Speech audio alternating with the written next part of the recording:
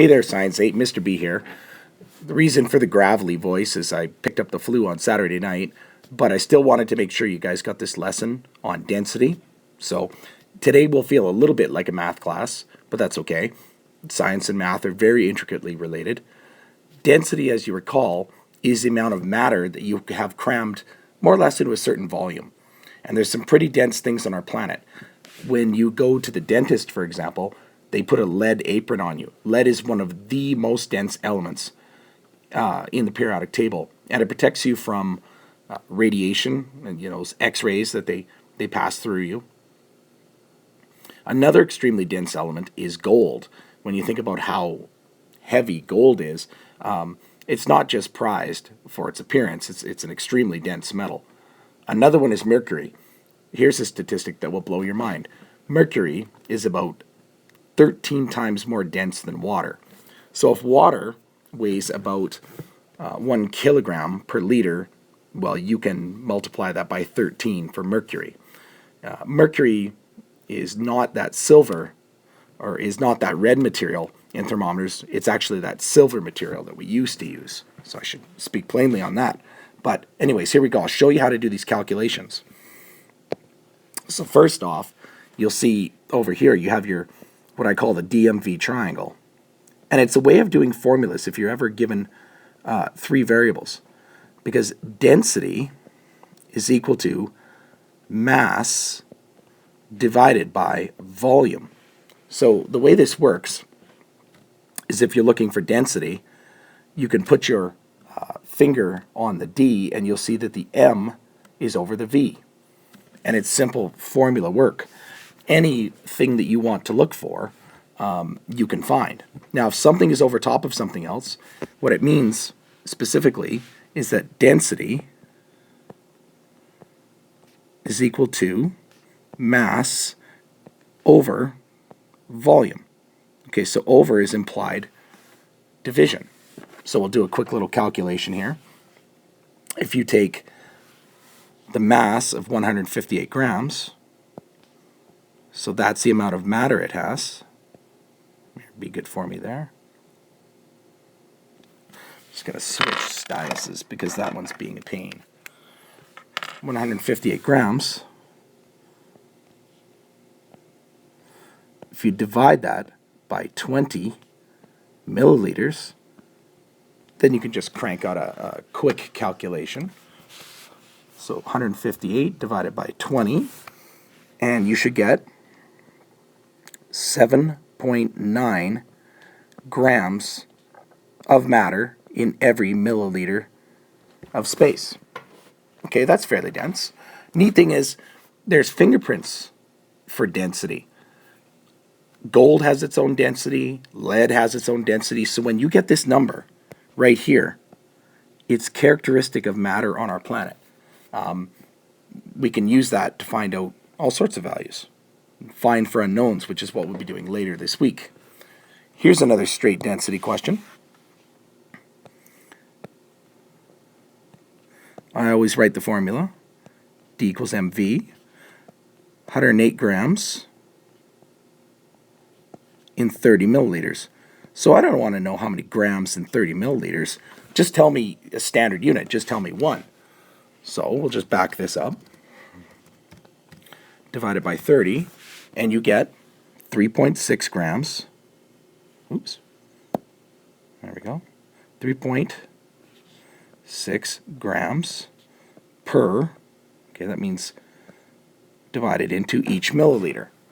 Okay, so remember that per, you hear that all the time, kilometers per hour, things like that.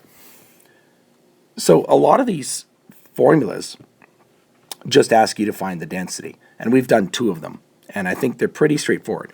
I'm going to skip this one, and I'll do this one, okay? Density is equal to mass divided by whatever the volume is. 147 grams. Make sure that you put the mass where it should go, right? Mass, volume. Now, if you're good at estimating, this is going to be around 2 grams per milliliter because 14 divided by 7 is sort of in the 2s, right? Estimation's important. divided by 70. But to be exact, it's 2.1 grams per milliliter. Okay, now in our next problem, it's going to say find the volume. That's a little different, right? Find the volume. So they may give you the other information and say, can you work your way back? Let's see if you can figure this out. Go up to your formula, or write a little triangle down here. You could say, there we go, density is mass divided by volume. Now, if you sort of stop and think about it for a second, well, if I go to solve for volume, then it's these guys are over top of each other. Okay, so find the volume. So I'll let V be equal to mass divided by density. Oh, neat. It's just a formula rearrangement. So if you had put your finger over the V, you would have seen the M over the D. All it is telling you is just do the math. Okay, so the mass is equal to 16.25 grams, and then we'll divide that by 2.5 grams per milliliter. Now, to make this easy for you, I'll show you that similar units on the top and the bottom, they're the same thing. They actually cancel out. And that makes sense, right? Think about it. On the top of a fraction, if you had 4 divided by 4 on the bottom, they would cancel out, and that would just equal 1, wouldn't it? So similar units can cancel out, but you never saw that in the previous examples. You had a G over an ml. There was nothing to cancel out. But here, your final example, let's just write our final answer here. 16 and a quarter, or 16.25, divided by 2.5. Okay, that gives me 6.5, and that's nice and tidy. The only unit left standing is milliliters. So if you think about it, we had to get volume, and milliliters, right, is a unit of volume. So this canceling that you saw right here was a good thing. So it's just the formula rearrangement. Let's see here. I guess I go to the next slide. Moving on to the second page, just make sure you guys know this material pretty well. Let's see what we've got when we do another volume question. Make sure you put up your DMV pyramid like this, triangle. Density is equal to mass divided by volume. And this is another volume question. So if we look above, you're trying to find volume. So mass is over density, so you just do the formula. Is equal to mass over divided by the density. And you get mass of 67.5.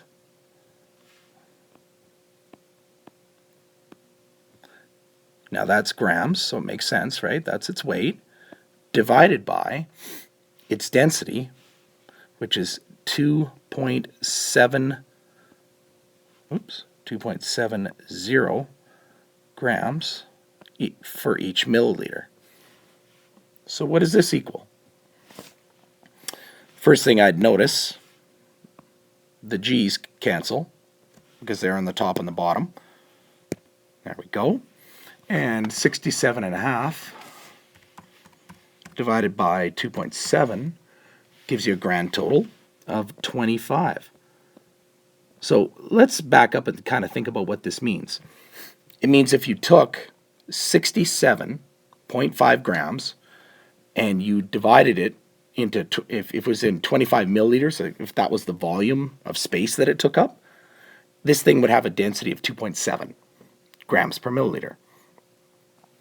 Now, interestingly enough in your book, if you go to page 262, okay, so grab your book right now, take a quick little look. Page 262 has a list of densities, and it's a little purple, basically like a little purple table. And if you look at it and you say, well, what the heck would this be?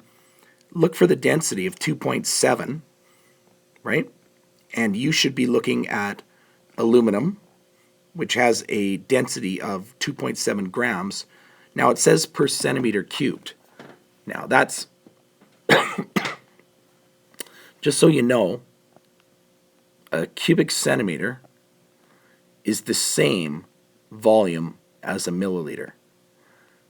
Now I was hoping not to get sick so I could show you this, but it basically means if you took 1 centimeter by 1 centimeter cube, length, width, and height, and if you filled it up, if you filled it completely up with water, which is funny because I'm using red, but if you filled it all up, it would contain 1 milliliter of water. They're the same kind of unit. They just look a little different. That's okay. In your book, when you look at cubic centimeters, it's sort of the new hip way of saying milliliters. It's fine. So when we look, we know that it's aluminum, or aluminium if you really want to go there.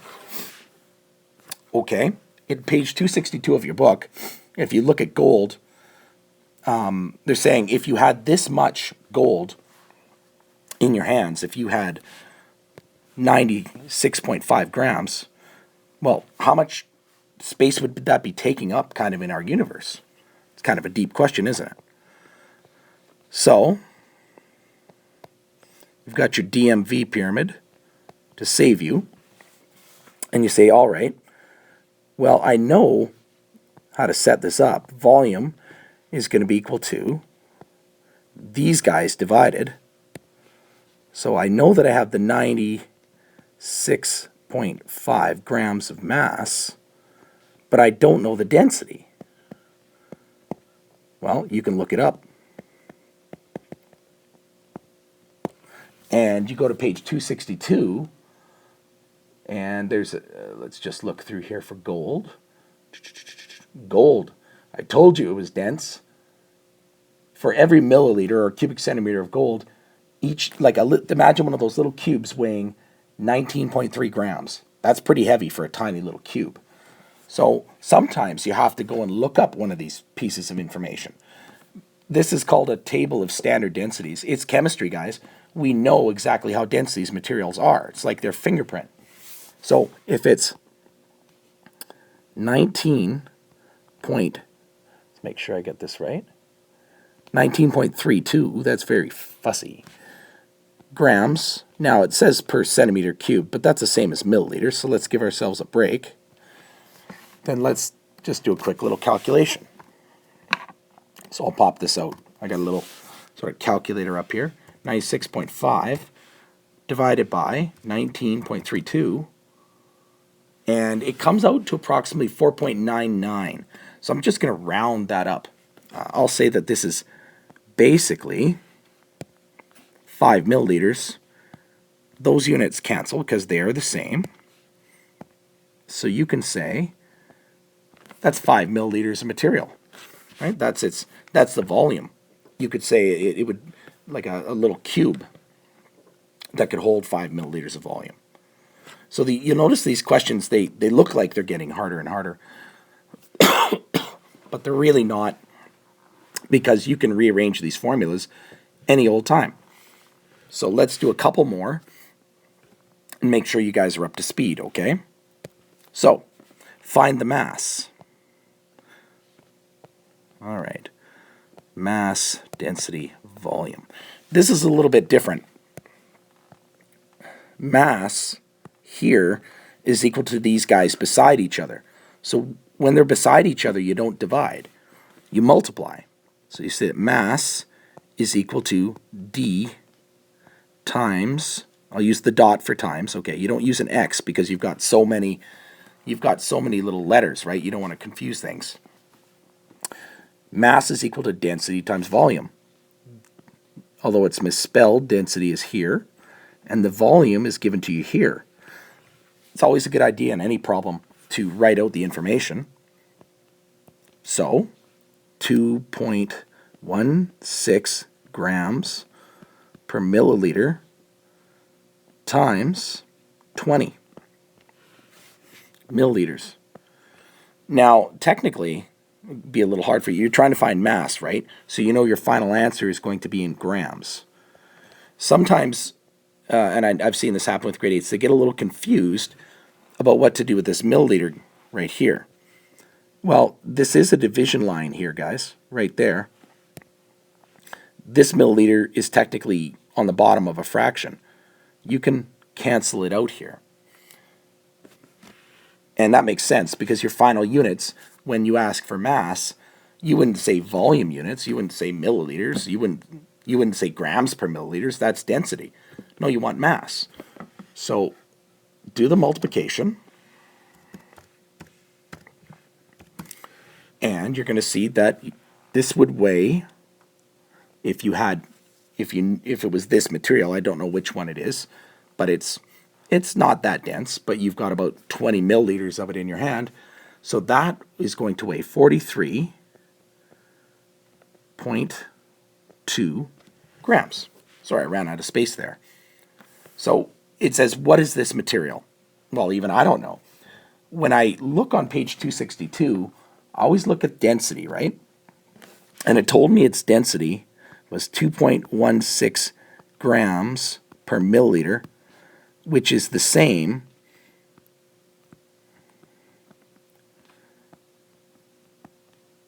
now let's just make this distinction, right? A milliliter is the same as one of these guys. So what in there is 2.16? Guess what? Salt. It's density that will always tell you what something is. Because, and generally these are for the solid states, that's how much matter is going to be crammed in. That's the way salt goes together. All right, not too bad. Not too bad. 2 more questions and we're done. Find the mass of a material if the density is yada, yada, yada.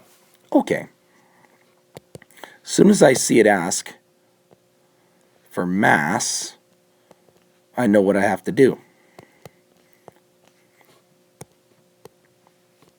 Mass is over top of those guys.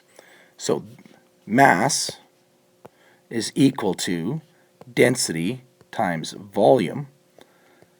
Density, right here, 7.87 grams per mil. Okay. Now that's times 40 milliliters. So what does that equal? Well, it's going to be fairly heavy. This is quite a dense material, right? That's a lot of grams crammed into every milliliter. 7.87 times 40, 314.8 grams. And the milliliters cancel because you're looking at mass, right? And mass will be most likely in grams in these questions. That's pretty heavy. Pretty heavy. What is the material? Well, again, I would always go straight back to the density, and I would say 7.87. Holy smokes, that's iron. Just by looking it up on the table. So that's its standard density. Now, the next question is kind of neat. Remember that less dense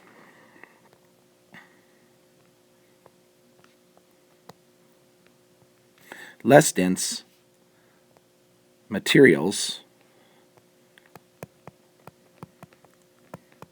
float on the more dense materials that they're on.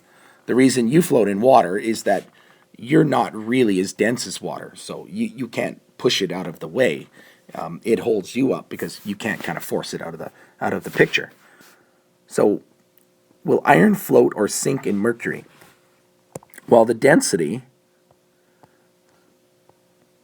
of iron, if you look it up on the table, iron we just saw was 7.87 grams in every milliliter. And you think about that, that's why when we pump weights, we pump iron, because it's heavy. Every milliliter weighs nearly 8 grams. If you look at the density of mercury,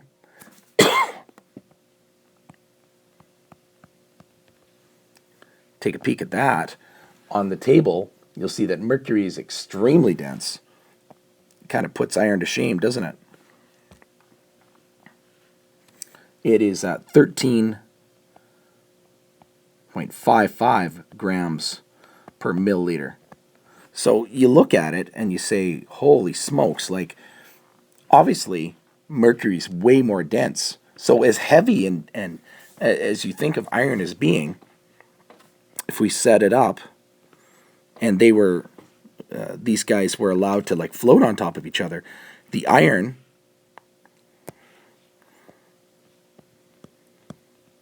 will float on top of the mercury. It's not dense enough. It cannot break through. As I said, mercury's incredibly heavy.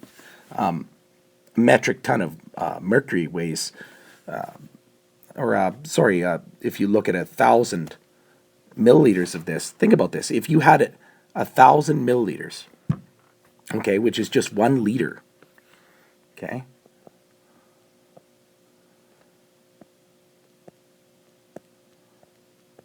that's how much it would weigh if it was just 1 liter. I just multiplied by 1,000. So how many kilograms is that? That's amazing. That's 13.55 kilograms. That's heavy. Okay? So getting to know density is really important because one of the activities that's coming up, and you could peek ahead in your book if you'd like to, is a density activity called the density mystery. And that's going to come up on page 266 a little later this week. Now, I need you to be good at density so that when I give you stuff, you can weigh it, you'll figure out its volume, and once you know those two things, you can always figure out density. We're going to look at a table, and you're going to find out what these mystery materials are. Okay, that's it, folks. Your assignment today will be use your sample calculations and then move on and do some real calculations. Okay, so ones where I haven't done them for you. Okay, I'm going to stay at home and get better. You guys work hard, and we'll see you Tuesday.